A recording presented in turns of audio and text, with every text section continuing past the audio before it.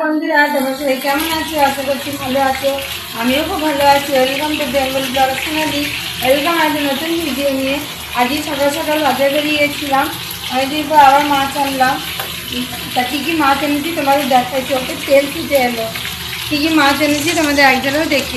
এই মাছ এনেছি, আর কিছুটা ভেজেছি আর কিছুটা কড়াইতে রয়েছে, আর কিছুটা লাল লাল করে ভেজে রেখে দিয়েছি। আর এটা ইলিশ মাছ এনেছি, আর এখানে চিংড়ি কিছুটা আছে, মাছের তেল বেরিয়েছে, আর এখানে লোটে মাছ।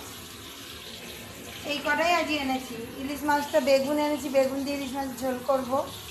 আজকে করব না, অন্যদিন করব। আজকে রুই মাছের ঝোল হবে, আর এটা দিয়ে আলু দিয়ে বাটি চচ্চড়ি টাইপের হবে, খেতে খুব ভালো হবে। আর চলো সারাদিন দেখতে থাকো, আশা করছি ভালো লাগবে। মাছগুলো সব লাল লাল করে ভেজে রেখে দেবো, তাহলে ভালো থাকবে। দেখো, মাছগুলো ঝটপট করে ভেজে সব মাছ আমার ভাজা হয়ে গেছে। লোটে মাছের কাঁটা নিজে নিজেই ছেড়ে এসছে, মানে একবারে ছাড়িয়েই ফেলি। আমি দেখো অল্প করে চিংড়ি মাছ 250 গ্রাম এনেছি, আর এখানে হচ্ছে লোটে মাছ এরকম করে রেখেছি, তাহলে করতে সুবিধা হবে। আর ইলিশ মাছের তেল দিয়ে ভাত খেতে কার কার ভালো লাগে? আমার তো খুব ভালো লাগে। আর ইলিশ মাছটা এরকম ভেজে রেখে দিয়েছি। ইলিশ মাছ খুব বেশি ভাজলে স্বাদ থাকে না, ওই জন্য অল্প করে হালকা করে ভেজেছি। আর এটা রুই মাছ। আর চলো এখন কড়াই নিয়ে নিয়েছি। আবার কড়াইতে হবে যে মাছের তেলটা রয়েছে, এখানে আলু, কাঁচা লঙ্কা আর পেঁয়াজ কুচিয়ে নিয়েছি, এই সহই কড়াইতে দিয়ে দেবো। এটা কোনো কষানোর না, এমনি চাপিয়ে দেওয়া। তোমরা একবার ট্রাই করে দেখো, খেতে কিন্তু ভালো হয়। আর একটু জল দিতে হবে, জল অল্প হয়ে গেছে। এর মধ্যে বেশি কিছু না, মাছের তেলটা আমি দিয়ে দেবো ছেঁকে ছেঁকে। মাছের তেল, কাঁচা তেল এর মধ্যে দিয়ে দেবো। এটা কাঁচা তেল না দিলে ভালো হয় না, কেন কাঁচা তেল দেবো। মাছের তেল প্রতিদিন বড়াই করি, আজকে ভাবলাম অনেকদিন বাটি চচ্চড়ি হয়নি, তা করি। তা একটু জল দিয়ে দেবো, আর নুন, হলুদ আর সামান্য একটু লঙ্কার গুঁড়ো দেবো। আর কাঁচা লঙ্কা এমনি দেওয়াই আছে। আর দিতে হবে কাঁচা তেল। দেখো যা যা দেওয়ার দিয়ে দিয়েছি, একটু কাঁচা তেল দিয়ে। এখন নুন, হলুদ আর একটু জল দিয়েছি বেশি করে, আর লঙ্কার গুঁড়ো। আর এবার দেবো আমি একটু কাঁচা তেল। এবার একটু ঢাকা দিয়ে দেবো কিছুক্ষণ ফুটে তৈরি হয়ে যাওয়ার জন্য। এখানে মাছের তেলের বাটি চচ্চড়ি হয়ে গেছে। এখানে মাছের ঝোল করবো দেখে আলু, পেঁয়াজ কেটে নিয়েছি একসাথে। আর এখানে মশলা রেডি করে নিয়েছি। তেলও গরম হয়ে গেছে, তেলের মধ্যে দিয়ে দেবো আমি গোটা জিরে। পেঁয়াজ দিয়ে, রসুন দেবো না, পেঁয়াজ দিয়ে পাতলা ঝোল করব। এখানে ফোড়ন দিয়ে দিলাম। ফোড়নটা একটু গরম লাল লাল হয়ে গেলে তারপর আমি আলু পেঁয়াজটা একসাথে দিয়ে দেখো ফোড়নটা লাল লাল হয়ে গেছে। এবার এর মধ্যে আমি যে আলু আর পেঁয়াজটা কেটে রেখেছি ওটা দিয়ে দেবো। আর এখানে মশলাটা রেডি করে রেখেছি, মশলাটা গুলে নেবো। সব পেঁয়াজ আর আলু একটু লাল লাল করে ভাজা ভাজা হলে মশলাটা দিয়ে দেবো। এক সাইড দিয়ে ঝোল করলে খুব ভালো হয়। পেঁয়াজ আলু দুটোই একটু হালকা করে ভেজে নিতে হবে। রুই মাছের ঝোল করব।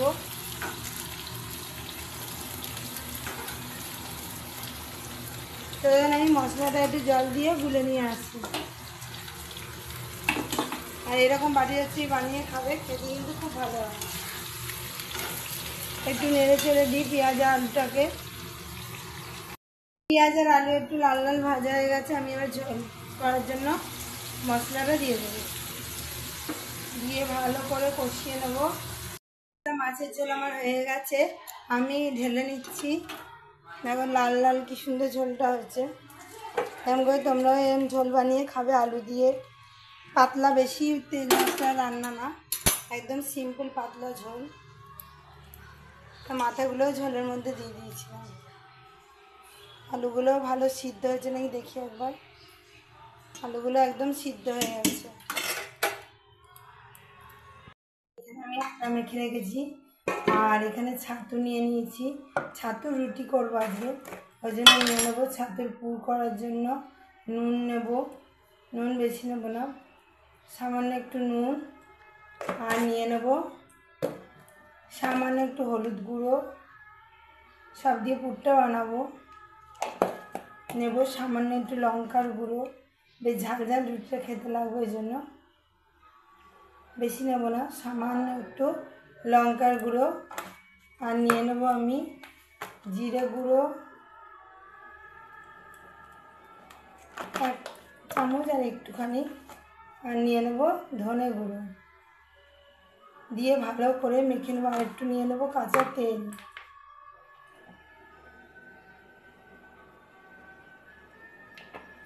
এবার এটা ভালো করে আমি মেখে নেব জল দিয়ে। আগে প্রথম উপকরণগুলো মিশিয়ে নেব, দিয়ে অল্প অল্প করে জল দিয়ে পুরটা বানিয়ে নেব। বানিয়ে তারপর লেচি কেটে নেব, কেটে নিয়ে একে একে পুরটার মধ্যে এই পুরটা ঢুকিয়ে দেবো। সে আটাটা আগেই মেখে রেখে দিয়েছি, এটা ভালো করে ছাতুটা পিষে মেখে নিতে হবে। এরকম করে করে লেচি কেটে নিতে হবে। একটু বেশিক্ষণ মেখে রেখেছিলাম দেখে নরম হয়েছে রুটিটা। লেচিগুলো কেটে কেটে রেখে লেচিগুলো ঠিক এরকম সাইজের করতে হবে। দেখুন বন্ধুরা, লেচিগুলো কেটে নিয়েছিলাম, লেচিগুলো ঠিক এইরকম করে নেব। দিয়ে এর মধ্যে লেচিগুলো গোল করার আগে এর মধ্যে এরকম ছাতু দিয়ে নেব, দিয়ে আবারও ভালো করে নিয়ে এরকম মুড়ে এরকম গোল করে নেব, দিয়ে একে একে সব কটা বানিয়ে নেব।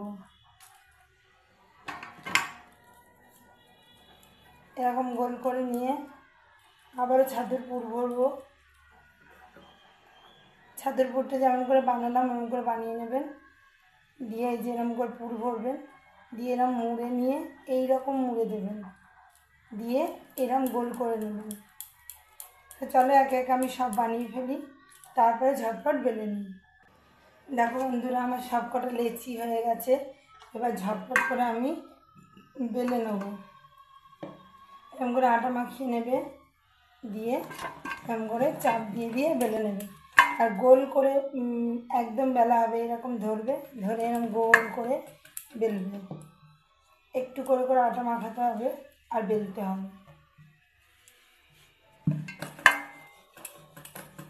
দেখো একটু করে আটা মাখিয়েছি আর বেলছি, গোল পুরো রাউন্ডে বেলা হবে। ধরতে হবে এইরকম, দিয়ে এরকম করে গোল করে করতে হবে। দেখো পুরো কি সুন্দর গোল হয়েছে। এটা ছাতুর রুটি, খেতে কিন্তু খুব ভালো হয়, তোমরা খেয়ে দেখবে। গরম গরম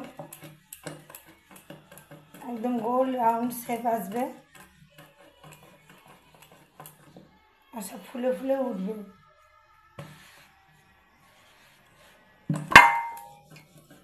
রাতে পরিয়ে ঠরিয়ে আনলাম, এনে আর মধ্যিখানে বৃষ্টি নেমে গেলো দেখে আর পড়তে যাওয়া হলো না। একটা পড়া শুধু হয়েছে ছেলেটার, মেয়েটার হয়নি। আবার কেউ জলের কবলে পড়বে, সে না যায়নি। এই সব করে রুটি এরম করে বেলে নেবে। রুটি আমার বেলা হয়ে গেছে, চাটুর মধ্যে দিয়েও দিয়েছি। হালকা করে ছেঁকে নিতে হবে, তবে রুটিগুলো ফুলবে। চাটুতে দিয়ে হালকা হালকা করে ছেঁকে নিতে হবে, দিয়েই উল্টিয়ে দিতে হবে। দেখো একটু একটু ফুলে ফুলে উঠেছে। একে একে রুটি দিয়ে দেবো আর এরকম করে উল্টিয়ে দেবো। একদম বেশি ভাজা করলে ফুলতে চায় না, মানে হালকা হালকা করে ছেঁকে নিতে হবে। দেখো রুটি দেখো আমার ছেঁকা হয়ে গেছে। আমি এবার একে একে এখানে দেব আর ছেঁকে নেব। দিতে দিতেই ফুলে উঠেছিল, এইরকম করে উল্টে দিতে হবে। দেখো টোপা টোপা হয়ে ফুলবে। আর সব রুটি খেতে দেওয়া হয়ে গেছে, এই কটাই দেখাচ্ছি। দেখো সব কটা রুটি এরকমভাবে ফুলে উঠেছে। হালকা করে ছেঁকে নিলে গিয়ে রুটিগুলো ফুলে ফুলে ওঠে। এই দেখো সব ফুলে ফুলে উঠছে, যখন ছেঁকছি তখনই ফুলে ফুলে উঠছিল। এইভাবে তোমরাও ছাতুর রুটি বানিয়ে খাবে, খেতে কিন্তু খুব ভালো হয়। সব দেখো ফুলে ফুলে উঠেছে কীরকম। হালকা হালকা করে নিলে সব ফুলে ফুলে ওঠে আর সব গোল হয়েছে।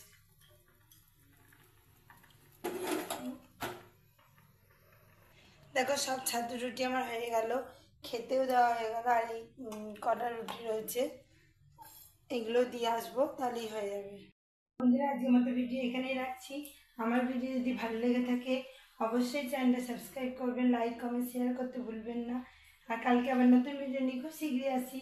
ততক্ষণে সুস্থ থাকবে, ভালো থাকবে, সবাইকে ভালো রাখবে। বাই বন্ধুরা। আর এরকম ছাতু রুটি বানিয়ে কিন্তু খাবেন।